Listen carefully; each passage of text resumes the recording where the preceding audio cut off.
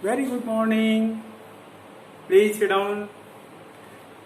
Now, as in the last period, I was told you that on the next term I will teach you about battery. अभी तक आपने cell पढ़ा. Cell में anode होता है, cathode होता है, या तो केमिकल एनर्जी से इलेक्ट्रिकल एनर्जी डेवलप होती है. अब आज आपको बैटरी को स्टडी करना है. What is battery? बैटरी क्या है? When two or more cell joined in series called battery. अगर हम दो या दो से ज्यादा सेल को सीरीज में ज्वाइन कर दें तब उसको बैटरी कहते हैं. सेल दो तरीके के होते हैं. प्राइमरी सेल जिनको हम रिचार्ज नहीं कर सकते, उसका एक एग्जांपल है ड्राई सेल, जिसको सभी लोग जानते हैं. बताइए कहाँ यूज होता है? शायद आपको याद आ रहा होगा. ड्राई सेल हम टॉर्च में यूज करते हैं या अपनी घड़ी में यूज करते हैं, वॉल क्लॉक में यूज करते हैं. और दूसरा है मरकरी सेल. मरकरी सेल भी हम स्मॉल वॉच में या बटन सेल भी कहलाता है, उसमें यूज करते हैं. सेकेंडरी सेल वो सेल होता है that can be recharge. For example lead storage battery and nickel cadmium cell. Lead storage battery के बारे में अगर आपको मालूम है तो याद करिए. जिनके घर में इन्वर्टर है, normally inverter lead storage battery से ही चलता है. हालांकि लेड स्टोरेज बैटरी कास्ट में सस्ती है, लेकिन लेड पॉइजनस है, इसलिए लेड स्टोरेज बैटरी को हमेशा घर के बाहर रखना चाहिए, क्योंकि इससे किडनी इफेक्ट होती है. उसका रिफॉर्म रूप निकेल कैडमियम सेल है. ये महंगा है, लेकिन आम लोग इसको यूज नहीं करते हैं. इसलिए now what is dry cell? Dry cell is a compact form of Leclanche cell. अब आप पूछेंगे लेक्लांचे सेल क्या है? जब आप फिजिक्स में इलेक्ट्रिसिटी पढ़ेंगे और उसके प्रैक्टिकल करेंगे तो वहाँ पर आपको लेक्लांचे सेल डिटेल में पढ़ाया जाएगा. तो हमने आपको क्या बताया? Dry cell it is compact form of Leclanche cell. अब किसी भी सेल को स्टडी करने के लिए तीन बातें याद रखिए. एनोड किसका होता है, कैथोड किसका होता है, और इलेक्ट्रोलाइट कौन सा यूज किया जाता है.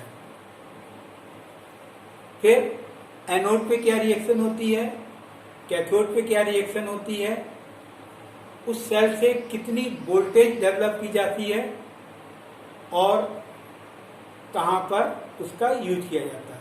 तो मैं एक सेल में बता रहा हूँ, इसी तरीके से सब सेल में बताऊंगा. आपको याद रखना है एनोड क्या है, कैथोड क्या है, इलेक्ट्रोलाइट क्या है, how much voltage created by cell, and what is its use. As you see here in the dry cell it is compact form of Leclanche cell. Zinc container act as anode. Zinc container को हम anode की तरह use करते हैं.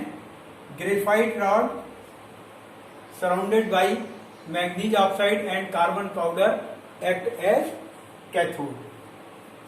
Electrolyte dry cell में NH4Cl यानी ammonium chloride और zinc chloride का मिक्सचर होता है. एनोड पर रिएक्शन होती है. Zinc is converted into zinc ion and 2 electrons will be produce.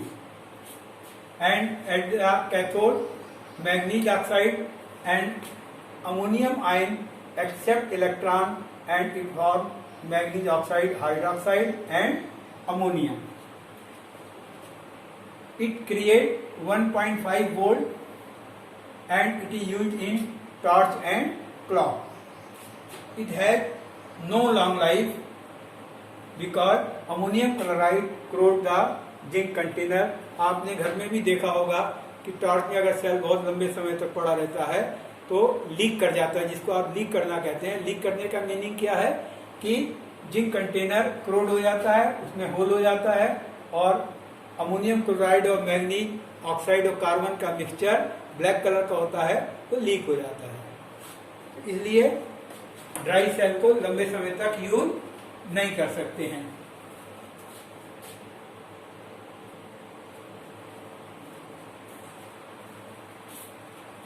Second primary cell is mercury cell.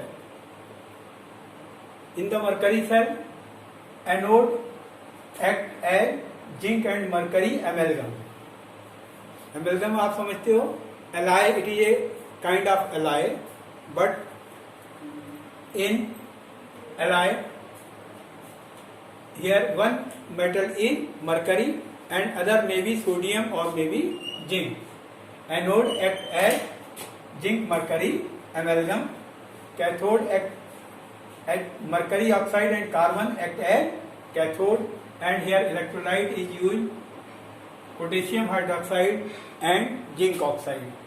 The reaction at anode, zinc mercury amalgam react with hydroxyl ion and it will form zinc oxide, water and release 2 electrons.